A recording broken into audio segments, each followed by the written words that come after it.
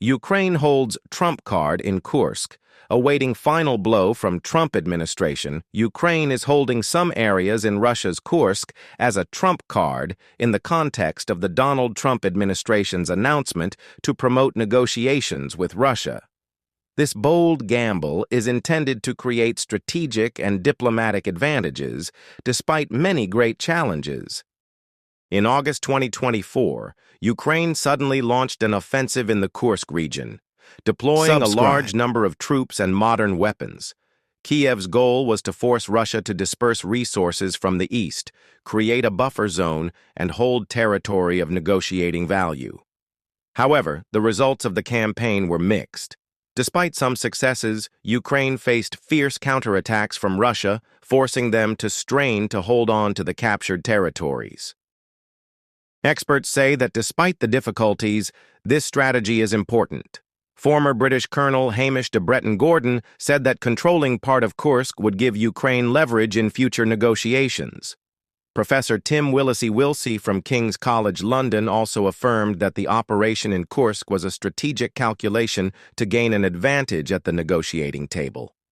The rise of President Donald Trump in 2025 creates more opportunities for Ukraine. Mr. Trump pledged to increase economic pressure on Russia to promote negotiations, while Ukrainian President Volodymyr Zelensky expressed his readiness to discuss. Zelensky stated that part of Ukraine's territory could be included under NATO's protection to ensure internationally recognized borders. He emphasized that Kursk is key to Kiev's diplomatic strategy. Expert Mark Kansian from the Center for Strategic and International Studies commented that in the context of Mr. Trump promoting negotiations, keeping Kursk is a decisive factor. Maintaining a presence there would give Kiev a huge advantage, especially since Russia sees the area as strategically important, having been the site of a major battle in World War II. However, the prospects for negotiations between the two sides remain dim.